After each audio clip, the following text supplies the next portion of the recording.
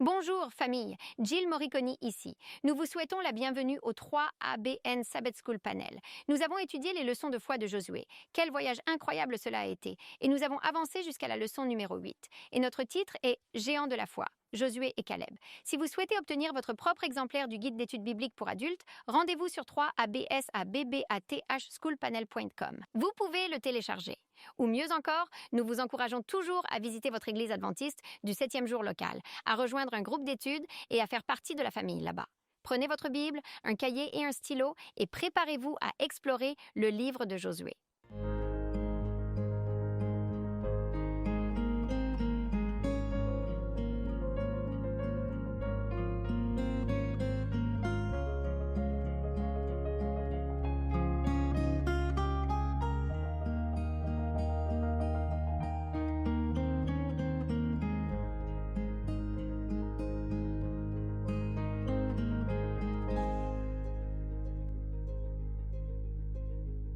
Bonjour famille, je suis Jill Moriconi. Nous vous souhaitons la bienvenue au 3ABN Sabbath School Panel alors que nous avons parcouru le livre de Josué. Cette leçon est la leçon numéro 8, Géants de la foi, Josué et Caleb. Je suis enthousiaste à propos de cette leçon parce que nous avons besoin de héros.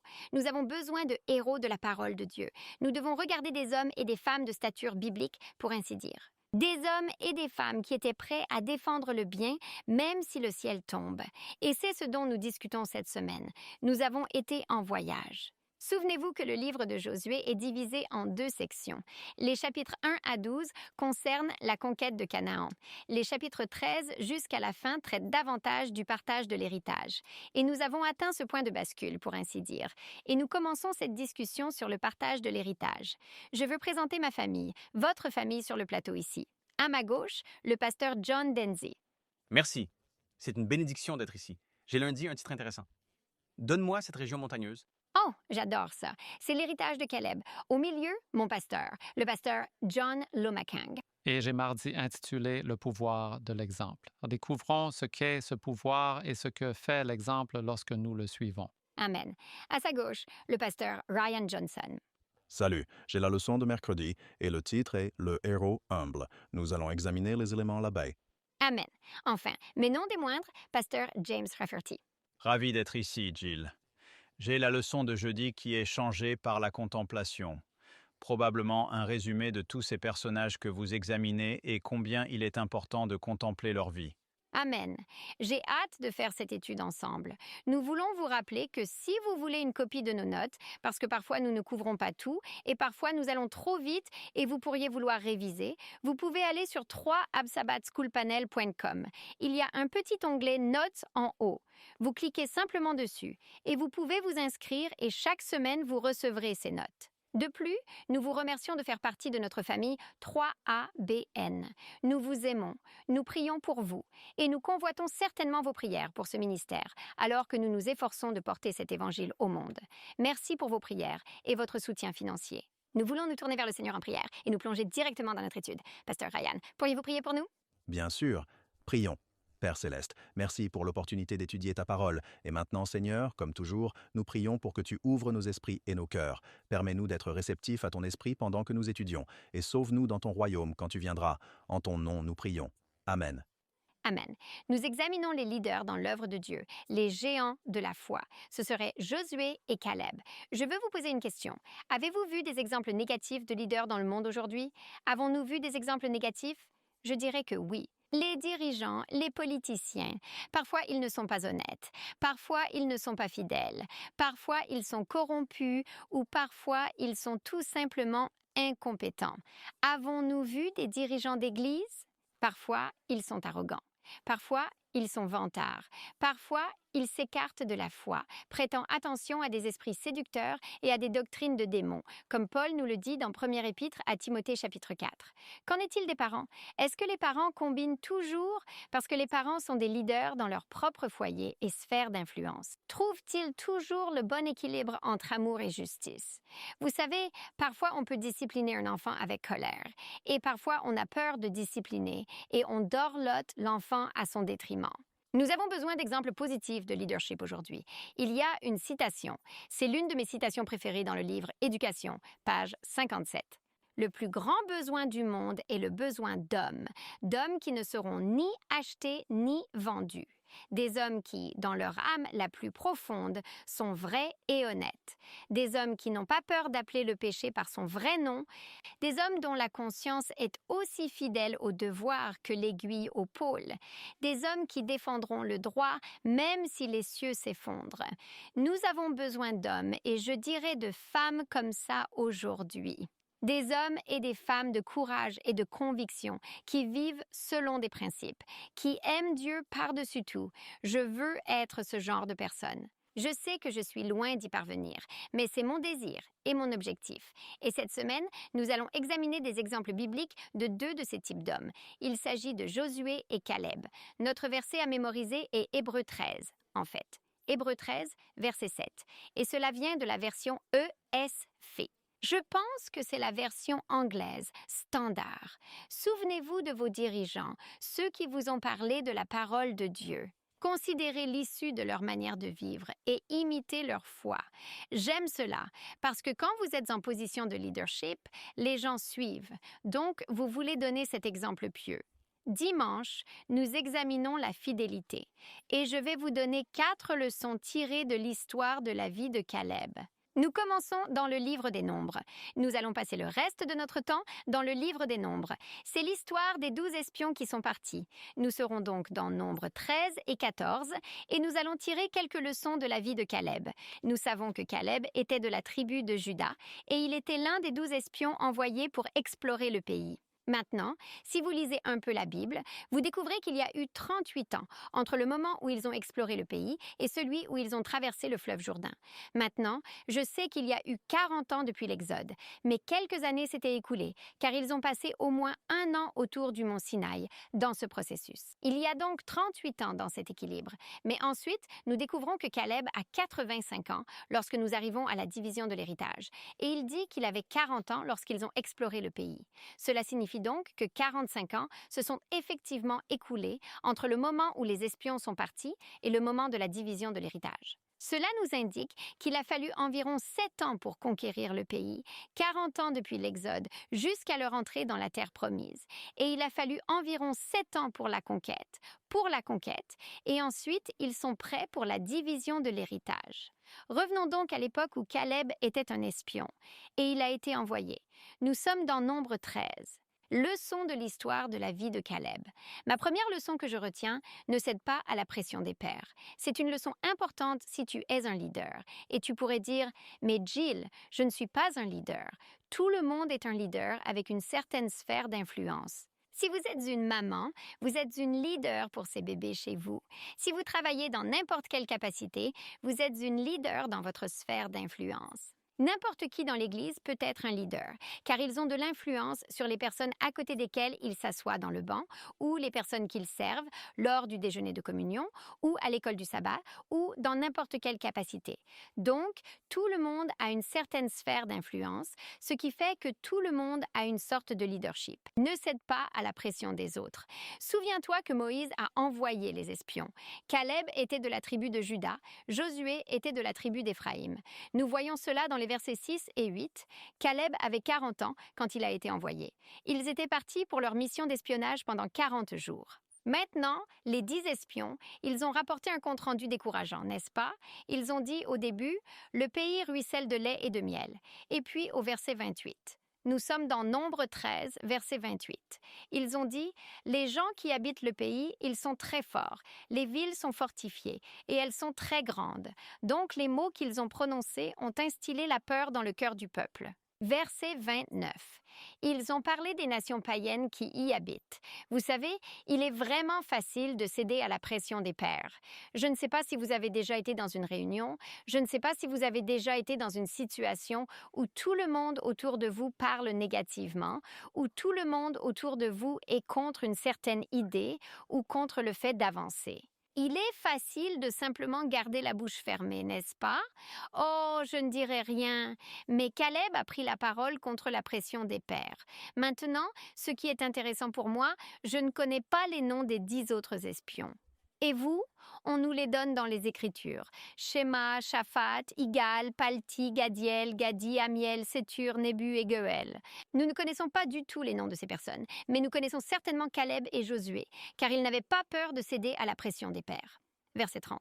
Nous voyons Caleb prendre la parole au milieu de ce rapport décourageant. Il fit taire le peuple devant Moïse.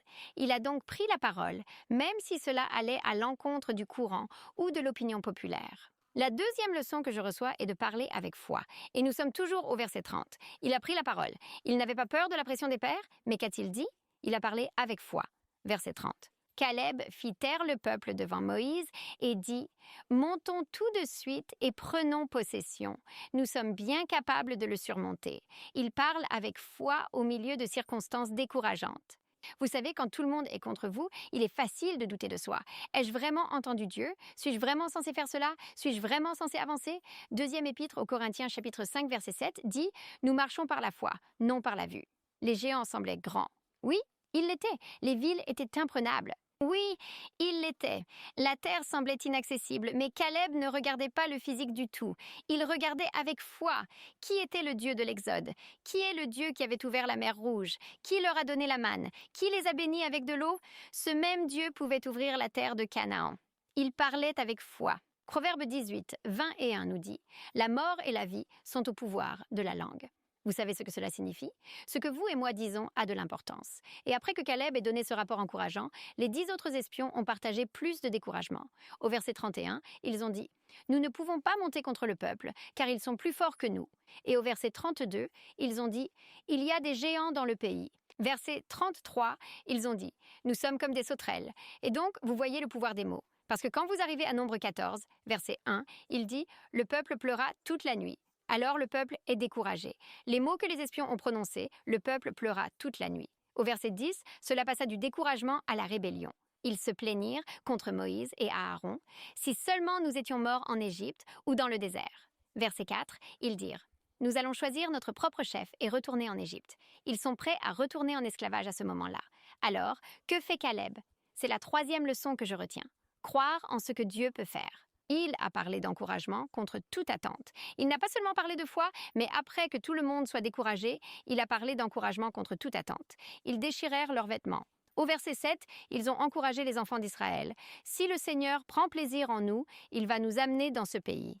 Dieu nous soutient et Dieu est avec nous. » Vous savez, c'est facile quand les autres sont encouragés, mais c'est difficile quand les autres menacent de se rebeller ou sont prêts à abandonner, de continuer à parler d'encouragement. Et pourtant, Caleb l'a fait.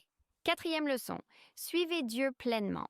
Nous découvrons au verset 10 de Nombre 14 que l'assemblée était prête à lapider Caleb et Josué avec des pierres. Cela l'a-t-il découragé? Pas du tout. Vous descendez au verset 23 et nous découvrons que Dieu dit « Tous les autres vont mourir dans le désert à cause de leur incrédulité et de leur manque de foi. » Verset 24. « Mais mon serviteur Caleb, il a un esprit différent en lui. » Pourquoi? Parce qu'il m'a suivi pleinement. J'adore ça. Caleb était entièrement dévoué à Dieu. Tout dans son cœur, tout dans sa vie suivait Dieu. Peu importaient les circonstances autour, peu importait ce que disaient les autres, rien ne comptait sauf Dieu. Il a suivi Dieu pleinement.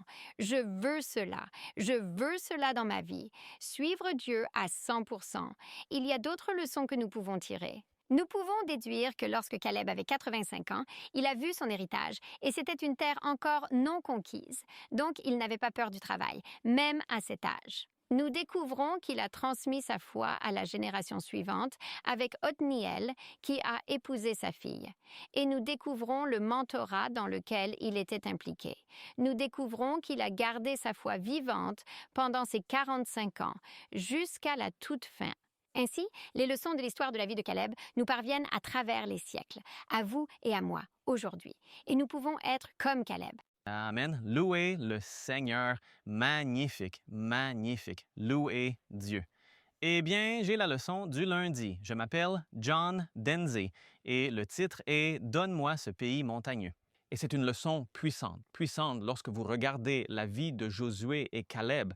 Et maintenant, Caleb, vous savez, nous avons le titre de la leçon qu'ils étaient des géants de la foi, mais ils étaient parmi des géants de l'incrédulité, disons-le, parce que lorsque vous êtes parmi des gens qui sont des incroyants, cela peut être un test pour vous, mais ils ont réussi le test en ayant confiance dans le Seigneur. Alors, allons au chapitre 14 de Josué, en commençant par le verset 6.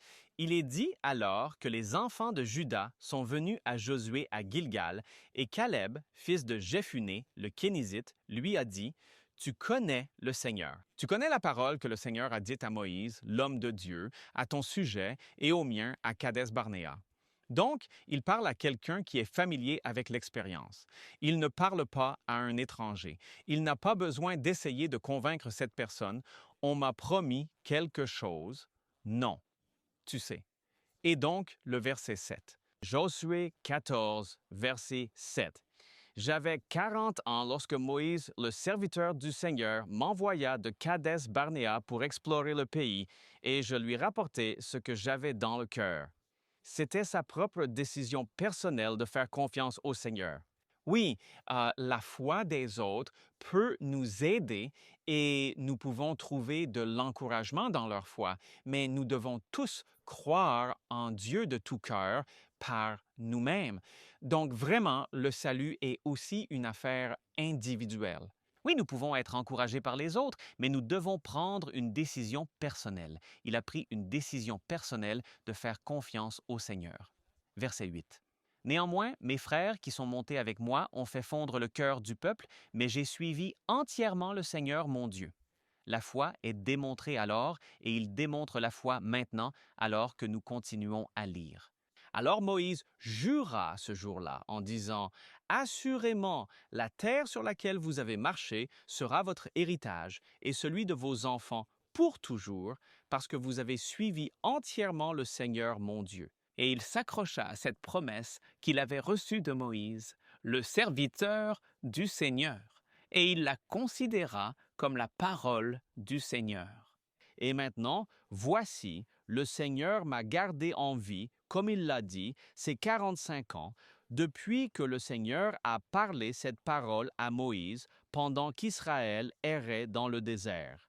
Et maintenant, me voici aujourd'hui âgé de 85 ans. C'est incroyable. Et quand vous regardez à lui et cette expérience, acheter le terrain, rester fidèle, vous regardez l'histoire d'Israël, que voyons-nous?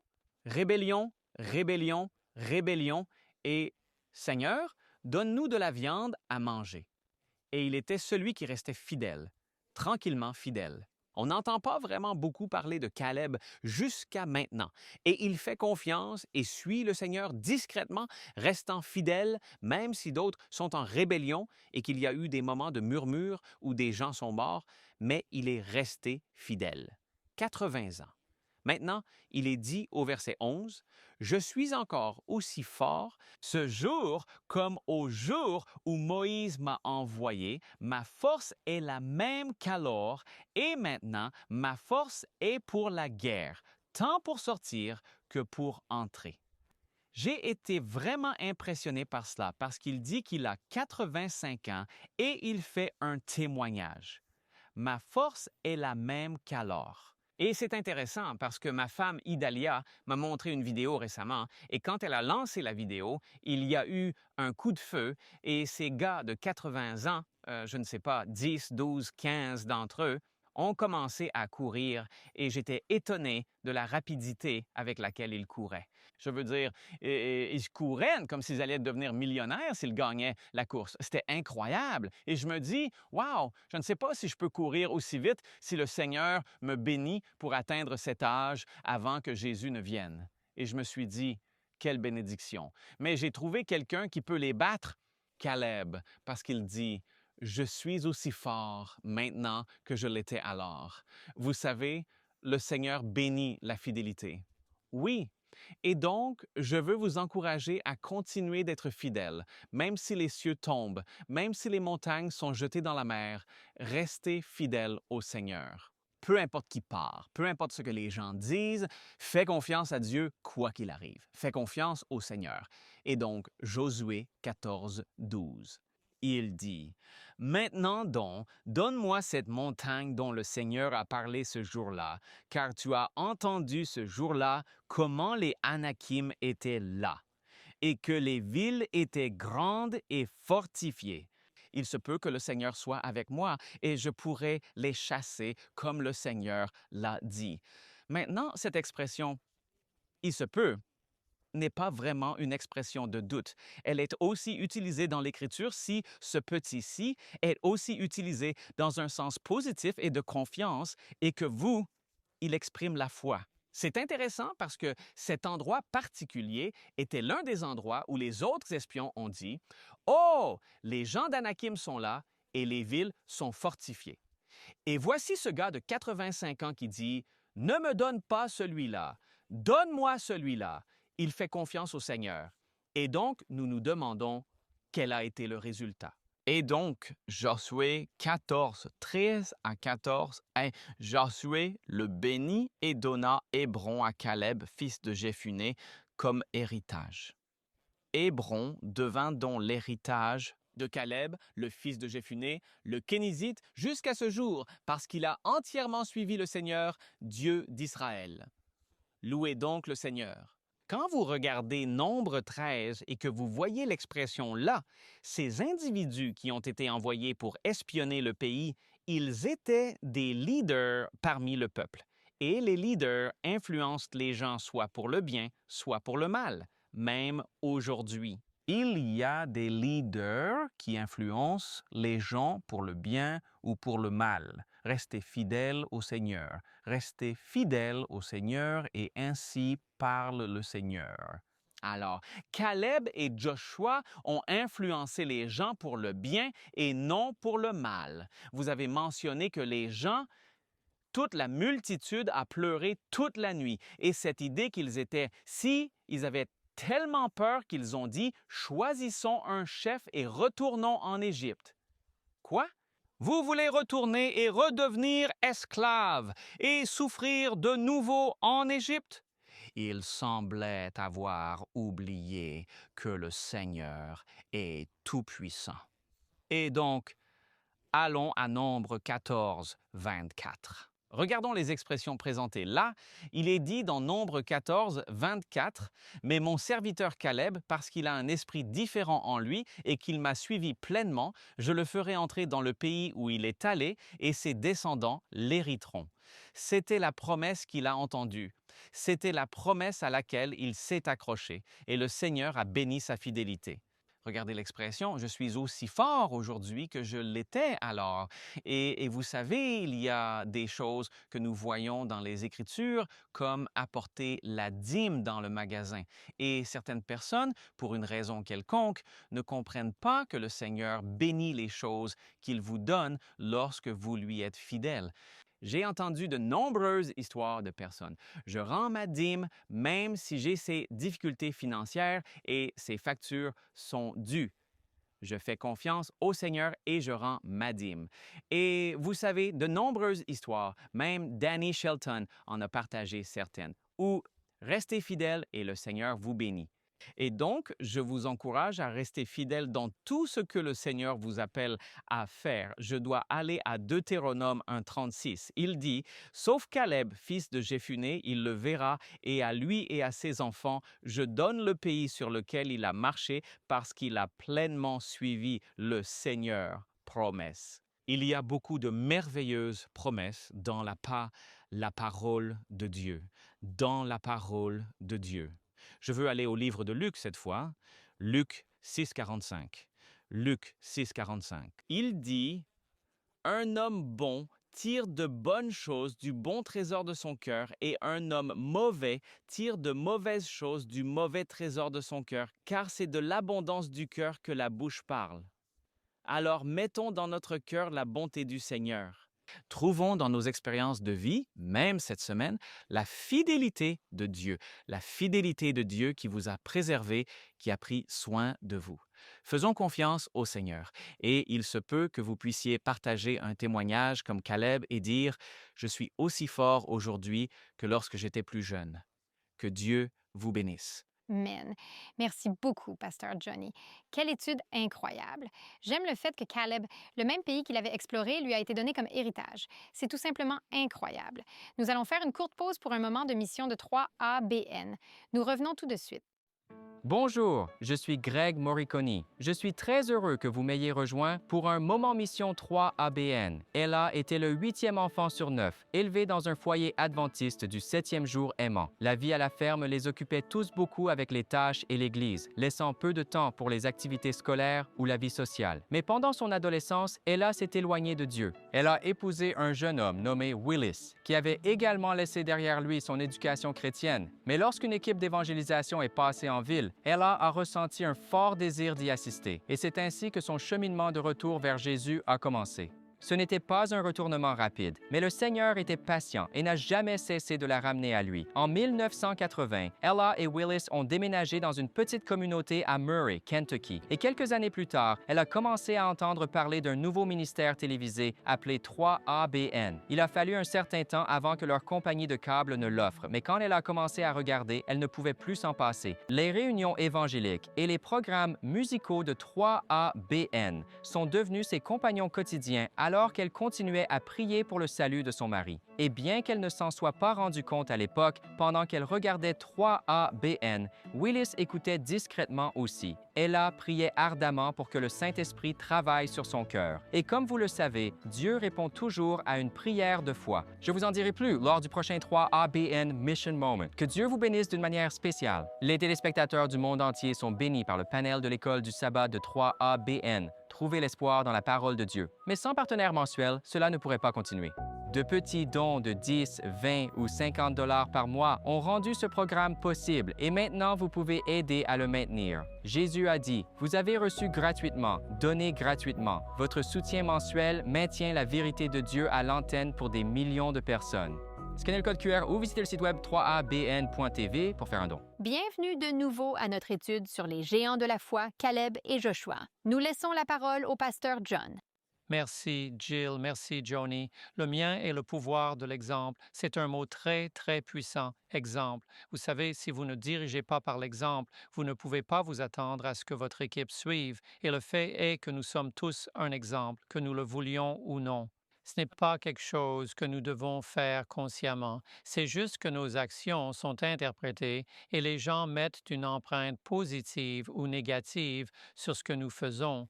Et plus vous montez, plus l'exemple que vous donnez a le pouvoir d'infecter ou d'inspirer. Et ainsi appelle les gens à être des exemples non pas parce qu'ils le veulent, mais parce qu'ils ont permis au Christ d'opérer en eux et à travers eux.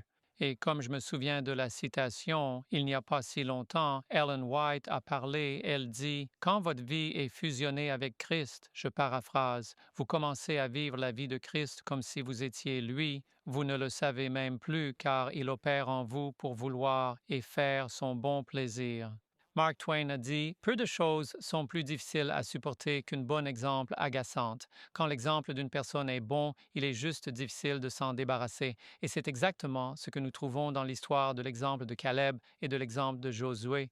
Ces deux hommes étaient des piliers. Ils étaient aussi fidèles à leur mission que l'aiguille au nord, et ils ont refusé de plier d'un côté ou de l'autre. C'est pourquoi nous parlons encore d'eux aujourd'hui. C'est pourquoi nous connaissons leur nom, parce que peu importe le temps qui passait, ils continuaient d'être un exemple. Quand l'écrivain a dit « L'exemple enseigne mieux que le précepte », c'est le meilleur modèle du caractère des hommes et des femmes, exemple. Maintenant, quand nous regardons les enfants d'Israël, la Bible raconte les enfants d'Israël, mais maintenant allons à 1 Corinthiens 10, parce que si nous lisons seulement les bonnes choses sur les enfants d'Israël, alors nous pourrions dire que nous voulons être exactement comme eux. 1 Corinthiens 10 est un mélange de l'amer et du doux. Et comme nous avons parcouru le livre de Josué, qui est une continuation du leadership que Dieu a choisi lorsque Moïse n'était plus le leader, maintenant Paul l'apôtre, et vous trouvez cette cadence continue à travers les Écritures. C'est pourquoi, chaque fois que je parle de l'Évangile éternel, je parle de la grâce pardonnante de Dieu qui les a sortis du pays d'Égypte, puis de la grâce transformatrice de Dieu, les changeant pendant le voyage dans le désert, puis la grâce scellante de Dieu les amenant dans la terre promise. Et j'utilise le mot scellante parce que lorsque nous serons dans la terre promise, nous serons scellés par la grâce de Dieu. Et ensuite, tout le voyage de croissance dans la grâce de Dieu, du tout début à la toute fin, agit dans et à travers nos vies. 1 Corinthiens 10, 1 à 13. Cela crie des exemples dont nous devrions apprendre. Regardons d'abord les similitudes en commençant par le verset 1. Or, frères, je ne veux pas que vous ignoriez que tous nos pères étaient sous la nuée. Je veux que vous remarquiez les similitudes, le mot tous. Tous ont traversé la mer, tous ont été baptisés en Moïse dans la nuée et dans la mer. Tous ont mangé la même nourriture spirituelle, verset 4, et tous ont bu le même rocher spirituel, car ils buvaient de ce rocher spirituel qui les suivait, et ce rocher était Christ. J'aurais aimé que cela se termine là. Aurait dit que c'est exactement l'exemple que nous devons suivre. Le verset 5 intervient maintenant et déplace les meubles avec le mot « mais ». La plupart d'entre eux, Dieu n'était pas bien content car leur corps était dispersé dans le désert. Maintenant, ces choses sont devenues nos exemples afin que nous ne convoitons pas les mauvaises choses comme ils les ont aussi convoitées et ne devenons pas idolâtres comme certains d'entre eux l'étaient.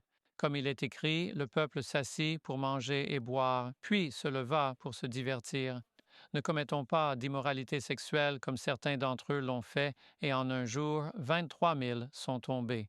Ne tentons pas le Christ comme certains d'entre eux l'ont aussi tenté et ont été détruits par les serpents. Ne nous plaignons pas comme certains d'entre eux se sont aussi plaints et ont été détruits par le destructeur. Verset 11.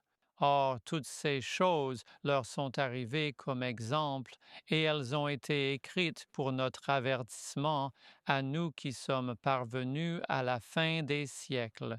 Par conséquent, verset 12, que celui qui pense être debout prenne garde de tomber, et ensuite le mot d'encouragement, verset 13. Aucune tentation ne vous est survenue qui n'ait été humaine, mais Dieu est fidèle. Il ne permettra pas que vous soyez tentés au-delà de vos forces, mais avec la tentation, il préparera aussi le moyen d'en sortir afin que vous puissiez la supporter. Quelle histoire quand nous pensons au voyage des enfants d'Israël. Quelle histoire! Dieu les a fait sortir à condition qu'ils participent à son corps brisé et couvrent leur vie avec son sang versé, sauvés par grâce par la foi. Ce travail était l'œuvre du Christ seul. Ce n'était pas une œuvre de la part des Israélites. Ils sont sortis et ils ont crié pour cette liberté. Ils ont crié pour être libérés de la servitude égyptienne. Ils ne voulaient plus être liés par les habitudes et pratiques, et c'est incroyable. Il a fallu un jour pour les sortir d'Égypte, mais 40 ans pour sortir l'Égypte d'eux. Et la triste réalité est que nous avons des exemples de nos jours sur lesquels nous revenons et nous disons « Attendez une minute, si cela les a affectés ». Et vous lisez aussi dans le livre des Hébreux l'un des exemples qu'il mentionne. Je les appelle les 5 avertissements du livre des Hébreux. Un des avertissements était qu'ils n'ont pas pu entrer. Ils n'ont pas pu entrer à cause de l'incrédulité. Un autre exemple. Et donc, nous devons regarder ces exemples et nous poser la question, que pouvons-nous apprendre du passé? J'ai un dicton auquel j'essaie d'être fidèle.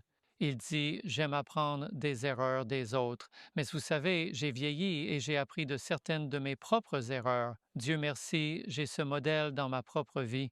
Une fois, c'est tout, pas de répétition. Et loué Dieu, je m'y suis tenu. Mais nous devons comprendre que les promesses de Dieu sont vraies. Dieu a fait des promesses aux enfants d'Israël que s'ils avaient seulement été fidèles et suivi l'exemple de bons leaders, les promesses de Dieu leur auraient été accordées. Dans 2e Épître aux Corinthiens, chapitre 1, verset 20, nous lisons ces mots. « Car pour toutes les promesses de Dieu, c'est en lui qu'est le oui et en lui l'amen à la gloire de Dieu. » Ésaïe 41, verset 10, que nous dit le Seigneur, « Ne crains rien, car je suis avec toi. Ne sois pas effrayé, car je suis ton Dieu. Je te fortifierai. Oui, je t'aiderai. Je te soutiendrai de ma main droite juste. » C'est une promesse. Quand tu te fies à cette promesse, tu commences à réaliser, attends une minute, si Dieu est toujours avec moi, il n'y a pas besoin d'avoir peur. Si Dieu va toujours me bénir, Il n'y a pas besoin de sentir que je vais toujours échouer. Nous n'échouerons jamais quand nous vivons sur les promesses de Dieu et les ressources de Dieu. Alors, regardons 6 exemples que j'ai proposés. 1. Allons à 1 Timothée 4,12. Et ceci est pour les jeunes. Beaucoup de jeunes suivent l'exemple des personnes plus âgées. Maintenant, je pense que je suis dans la catégorie des personnes plus âgées. C'est pourquoi j'essaie d'être un exemple pour les plus jeunes, parce que s'ils nous regardent et disent je veux être comme, je veux être comme, je veux être comme, je ne veux pas être comme, je ne veux pas être comme, j'aime la façon dont Paul encourage le jeune homme Timothée.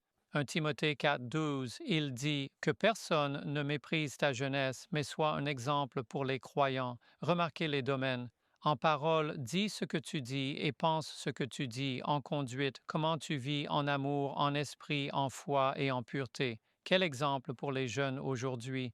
Si nous pouvions trouver des jeunes qui sont des exemples en parole, en conduite, en amour, en esprit, en foi et en pureté, nous dirions, tu veux être comme l'enfant d'un tel, tu veux être comme, vous savez, les enfants de notre pasteur, il y a un dicton, oh, pas étonnant qu'il soit si mauvais, c'est un pécat. C'est une triste réalité, mais au fil des ans, nous avons dit, tu ne veux pas être comme les enfants de pasteurs. Et cela a été une tâche sur tant de pasteurs. Le diable s'en prend aux enfants des pasteurs. Regardez l'exemple numéro 2. Suivez ceux qui établissent des modèles fiables. Philippiens 3,17.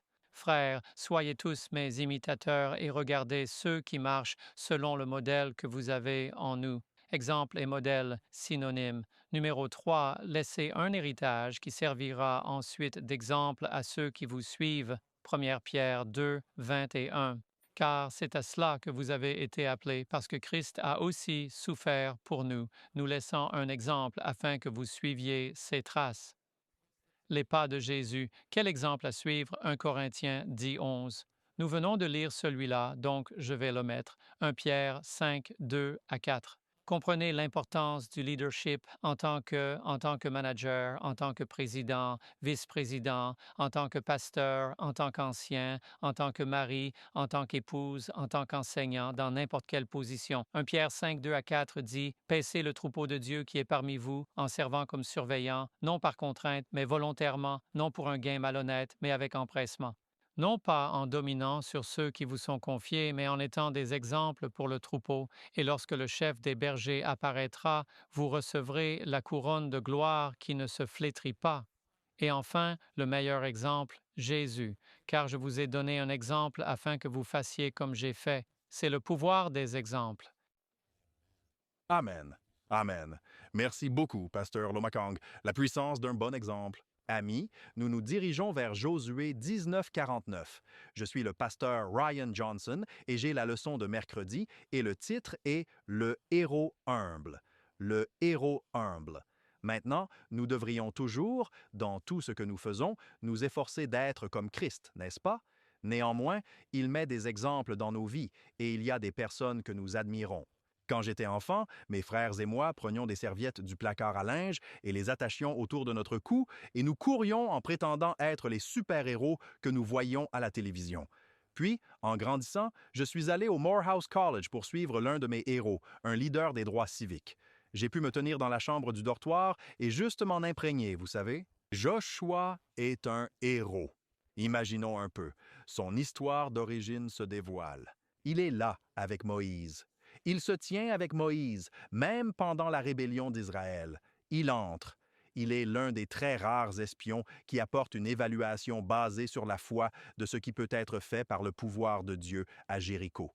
Josué, il a cette faucille cérémonielle qu'il porte. Joshua, tu sais, de nos jours, je crois que nous mettons, et pardonnez-moi les jeunes, juste un peu trop d'accent sur la jeunesse. Quand je vais au magasin, toutes les photos que je vois sont de jeunes gens, mais vous savez, les personnes âgées doivent aussi porter les vêtements, n'est-ce pas?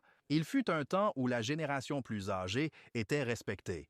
Alors maintenant, nous avons Josué avec de l'argent dans sa barbe, et ce que j'aime vraiment chez lui, c'est que, tout comme Caleb le disait, Josué est un leader combattant. Souvenez-vous des leaders qui combattent. Aujourd'hui, nous avons des leaders qui restent en arrière et disent « Allez ». Mais Joshua dirait « Allons-y ». Et vous pouvez voir cet homme aux cheveux argentés gravir la colline. C'est un héros. Il parlerait de lui. Il chantait à son sujet. Pourtant, la Bible dit qu'il était humble. Regardons cela. Nous descendons dans le récit ici. Au verset 49 du chapitre 19, c'est l'héritage de Josué. Il dit « Quand ils eurent fini de diviser le pays en héritages selon leurs frontières, les enfants d'Israël donnèrent un héritage à Josué, fils de Nun, parmi eux. Josué fut le dernier à recevoir son héritage. N'est-ce pas quelque chose? » Verset 50. Selon la parole du Seigneur, c'était la parole de Dieu, ils lui donnèrent la ville qu'il avait demandée. Il l'avait demandée. Eh bien, qu'a-t-il demandé? Même Timnath-Séra et le mont Éphraïm, et il bâtit la ville et y habita. J'aime ce que Sir Jill a dit. Il n'avait pas peur du travail acharné, c'est un héros. Mais la ville qu'il a choisie, Timnath-Séra, signifie littéralement Timnath attribué, Séra reste. En assemblant le tout, il a obtenu la portion restante, il a obtenu les restes. J'aime ça.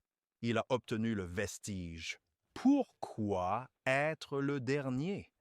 Pourquoi pas un grand pays, un grand palais qui vaut la peine d'un leader? As-tu déjà considéré que l'humilité est ce que Dieu désire de ses leaders? Vous savez, ce n'est pas seulement culturel. Il y a des cultures, et je l'apprécie, où ce que vous devriez vraiment faire, c'est vous vanter. Vous savez, nous avons prêché dans différentes cultures, et ils disent « Je veux que vous sachiez que je suis celui qui, et je fais ceci ». Mais qu'est-ce que Dieu veut de ses leaders? Et aussi, quand on est un leader, c'est tentant d'être un peu vantard.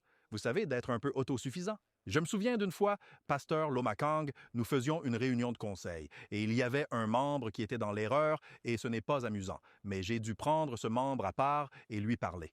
Oh, ils étaient tellement en colère contre moi. Oh, tu es le pire pasteur que j'ai jamais vu. Je pensais qu'ils allaient vraiment me frapper. Eh bien, je suis plutôt grand, vous avez remarqué, et donc je suis très prudent dans de telles situations pour rester très calme et, vous savez, dire « frère, je t'aime » et tout ça. Et j'ai quitté cette réunion en me sentant tellement épuisé. Mais ensuite, les sœurs sont venues me voir. Ils n'étaient pas contents de la façon dont ce membre de l'Église m'avait traité et ils ont dit « Vous êtes le pasteur.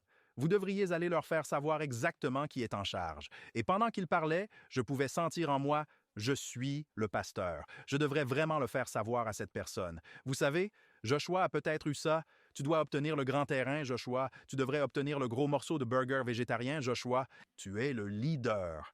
Mais Joshua n'a pas cédé à « Et oui, Sir Jill, la pression des pères. » Il a montré quelque chose. Qu'a-t-il montré? Je pense que cela vaut la peine d'être examiné. Et non, je ne suis pas allé voir ce frère. J'ai fait de mon mieux pour maintenir ce que nous allons examiner ici. Allons à Psaume 113, et je veux lire le verset 5. Il dit « Qui est semblable au Seigneur notre Dieu, qui habite en haut? » Puis il continue « Qui s'abaisse pour voir les choses qui sont dans le ciel et sur la terre? » Regardons une autre écriture. Je vais aller à Ésaïe 53. Vous connaissez celui-ci. Qui a cru à notre message? Et à qui le bras du Seigneur est-il révélé? Car il grandira devant lui comme une jeune plante et comme une racine sortant d'une terre aride. Il n'a ni forme ni éclat, et quand nous le verrons, il n'y a pas de beauté pour que nous le désirions. L'humilité, c'est être semblable au Christ. Et une chose que nous avons apprise en regardant le séjour d'Israël dans le désert, c'est qu'il y a tant de choses qui reflètent le Christ, tout le sanctuaire. Et pourtant, en voici une autre. L'humilité de Josué n'est pas seulement être gentil. L'humilité de Josué reflète le caractère du Christ, et donc il était le dernier, et il a obtenu le reste. Je ne laisserai jamais cela partir, et il a reflété le caractère du Christ. Mais il y a une autre raison possible pour l'humilité de Josué. Cette fois, je vais aller à Deutéronome chapitre 34 et écouter ce qu'il dit au verset 5. Il dit « Ainsi Moïse, le serviteur du Seigneur, mourut là dans le pays de Moab, selon la parole du Seigneur. Et il l'enterra dans une vallée au pays de Moab, vis-à-vis de Beth-Péor, mais personne ne connaît son sépulcre jusqu'à ce jour. Et on nous dit, dans le désir des âges, qu'il est sous-entendu que si les enfants d'Israël savaient où se trouvait le sépulcre de Moïse, pendant qu'ils dormaient, c'est-à-dire, ils seraient allés, auraient construit des sanctuaires et ils auraient frôlé l'idolâtrie. Et Joshua le sait. Joshua continue dans l'exemple qui a été donné avant lui, l'humilité absolue en étant le dernier et en choisissant également le reste. Regardez ce qu'il est dit au verset 51 dans le chapitre 19 de Joshua. 19. Ce sont les héritages qu'Éléazar le prêtre et Josué fils de Nun et les chefs des pères des tribus des enfants d'Israël ont partagé par le sort à Silo devant le Seigneur à l'entrée du tabernacle de l'Assemblée. Ainsi ils ont terminé de diviser le pays. Et vous remarquerez ici, cela, je crois, est très important. En plus d'être humble, Josué sert d'accomplissement de la promesse que Dieu avait faite. Voici l'héritage. Quand je grandissais, nous l'avons toujours, c'est juste que je suis vieux et hors de la maison. Ma mère et mon père avaient ce qu'ils appelaient un livre de prières, et ils y écrivaient toutes les prières et toutes les réponses. Vous voulez savoir quelque chose d'intéressant, pasteur Denzi? Maintenant, j'approche de 50 ans, et ma mère m'appellera et dira « Tu te souviens ?» Elle lira la demande, et parfois cette réponse serait venue des années plus tard. Mais grâce au Seigneur, quelqu'un avait consigné la prière pour que je puisse m'en souvenir dans les moments de découragement. Vous remarquez qu'il chronique l'accomplissement de la promesse. L'héritage est donné, et nous relisons à propos de Canaan et de Josué et Caleb et toutes ces fois où Dieu a agi. C'est important, et nous le voyons. Et Josué donne cet exemple. Ça fait du bien, n'est-ce pas? Ne serait-ce pas agréable si nous pouvions regarder notre héritage? Nous pouvons voir ce que le Seigneur a promis. Tu sais quoi? Faisons cela maintenant. Je vais conclure avec l'un de mes versets préférés. C'est dans le livre de l'Apocalypse, chapitre 21. Et j'ai vu un nouveau ciel et une nouvelle terre, car le premier ciel et la première terre avaient disparu, et il n'y avait plus de mer. Et moi, Jean, allez, Jean. Prêche-le, Jean, a vu la ville sainte, la nouvelle Jérusalem, descendre de Dieu du ciel, préparée comme une épouse parée pour son mari. Verset 15. Et celui qui parlait avec moi avait un roseau d'or pour mesurer la ville, ses portes et son mur. Et la ville est carrée, et sa longueur est égale à sa largeur. Et il mesura la ville avec le roseau. Ressentez la réalité, amis, de la ville. 12 000 stades, la longueur, la largeur et la hauteur en sont égales, et il mesura le mur. Voyez-vous l'héritage? Et ne savez-vous pas? Quand le Seigneur passe, celui qui reflètera le caractère du Christ dans toute son humilité, Christ notre héros, nous passerons l'éternité à raconter à tout le monde l'héritage, chroniquer comment le Seigneur est intervenu et comment le Seigneur a sauvé. Amen, amen. Pasteur James Rafferty ici. J'ai la leçon de jeudi qui est vraiment un résumé de tout ce que nous avons étudié et c'était une leçon tellement puissante jusqu'à présent.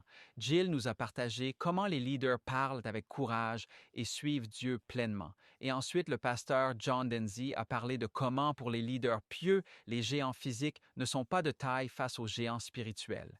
Et puis, le pasteur John Lomakong partageait que pour les leaders pieux, l'exemple est inspirant plutôt qu'infectieux. Et bien sûr, nous venons d'entendre le pasteur Ryan Johnson parler de la façon dont le leadership pieux est humble. Alors, comment pouvons-nous avoir ce leadership pieux? Comment pouvons-nous expérimenter cette humilité? Comment pouvons-nous vivre cette inspiration? Les géants ne sont pas de taille face à nous. Nous ne céderons pas à la pression des pairs. Nous allons parler avec courage et suivre Dieu pleinement. Eh bien, la leçon de jeudi s'intitule « Changer par la contemplation ». La loi de la contemplation. Deuxième épître aux Corinthiens, chapitre 3, verset 18. Deuxième épître aux Corinthiens, chapitre 3, verset 18. Et nous voulons vraiment contempler, ralentir et réfléchir à ces versets bibliques que nous allons lire, car ils sont le secret du succès pour l'expérience chrétienne. Si vous vous demandez « Comment puis-je être un chrétien réussi et un leader réussi? » Ce que nous sommes tous, comme Jill l'a partagé. Comment puis-je le faire? C'est en contemplant la deuxième épître aux Corinthiens, chapitre 3, verset 18. Mais nous tous, combien d'entre nous? Tous d'entre nous, avec un visage découvert, contemplant comme dans un miroir la gloire du Seigneur, nous sommes transformés en la même image de gloire en gloire, comme par l'Esprit du Seigneur. Et nous pourrions dire de gloire en gloire signifie que nous allons être transformés d'une étape de développement à la suivante. Et nous pourrions aussi dire que cela signifie que nous allons être changés de gloire en gloire, passant d'une révélation de la gloire de Dieu à la suivante. Nous allons devenir de plus en plus comme Jésus. Nous allons voir sa gloire davantage et devenir plus comme lui en grandissant à son image, en le contemplant. C'est une loi. Le grand conflit, page 555, dit « C'est une loi de notre être spirituel et physique ».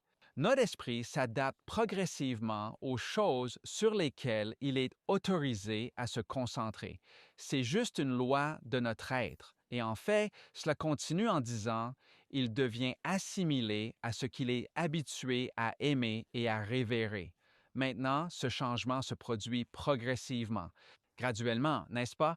Donc, quand nous pensons à cela, il dit « L'homme ne s'élèvera jamais au-dessus de son niveau de pureté ou de bonté ou de bonté ou de vérité. Si le moi est son idéal le plus élevé, il n'atteindra jamais rien de plus exalté. Au contraire, il s'enfoncera constamment de plus en plus bas. Seule la grâce de Dieu a le pouvoir d'exalter l'homme. Livré à lui-même, son chemin doit inévitablement descendre. Ainsi, en contemplant, nous devenons changés. Et cette loi, ce principe s'applique à nous dans tout ce que nous faisons. Tout ce que nous faisons.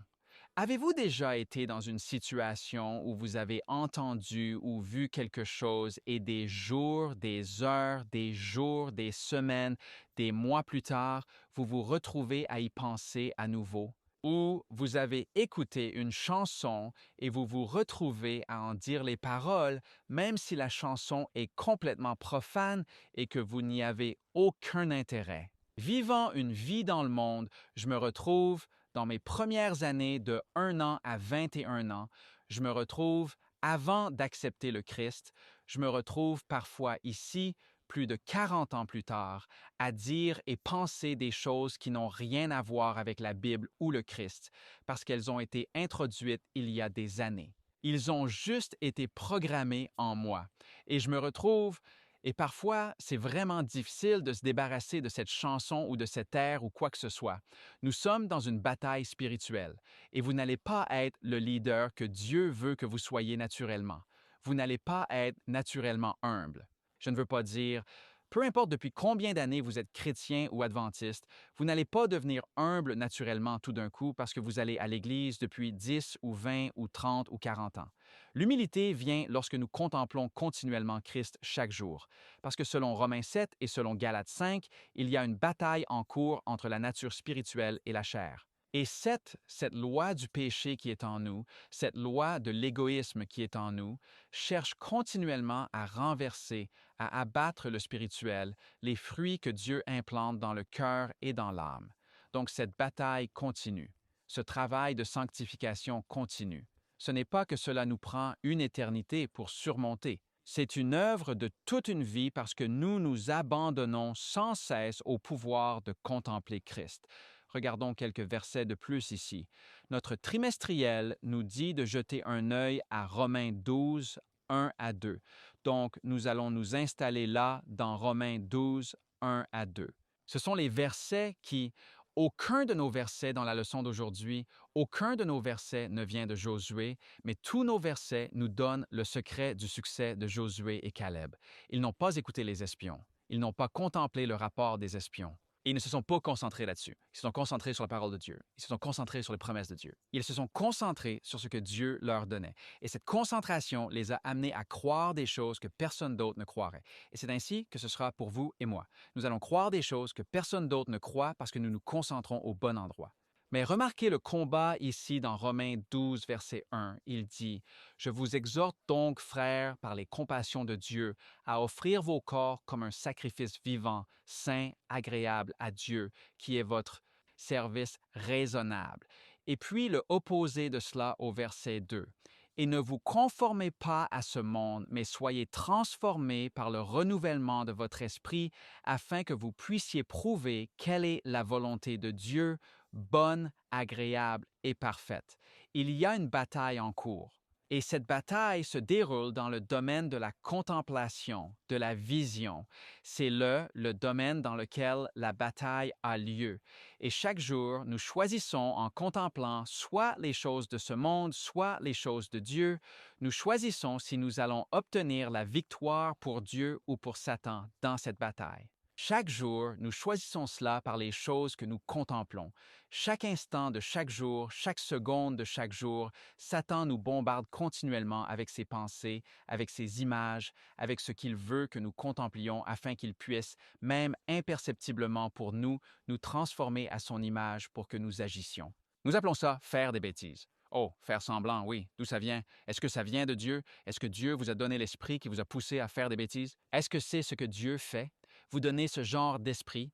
Vous savez, Jésus-Christ parle du Saint-Esprit. Nous en parlerons dans une future session. Mais c'est tellement puissant de penser à la façon dont le Saint-Esprit entre et nous transforme complètement, nous amène à regarder Jésus. Et nous transformons complètement. Mais notre travail est de laisser entrer le Saint-Esprit. Dans 1 Jean 2, il est question de l'esprit de l'Antéchrist au verset 18. 1 Jean 2, verset 18. Vous pourriez dire, eh bien, quel rapport cela a-t-il avec ce dont nous parlons et réfléchissons? Eh bien, l'esprit de l'Antéchrist est identifié dans le contexte de 1 Jean 2, 15 à 17, qui dit en gros, « N'aimez pas le monde ni les choses qui sont dans le monde. Si quelqu'un aime le monde, l'amour du Père n'est pas en lui. Car tout ce qui est dans le monde, la convoitise de la chair, la convoitise des yeux et l'orgueil de la vie, ne vient pas du Père, mais du monde. Et le monde passe. » Verset 17, et sa convoitise.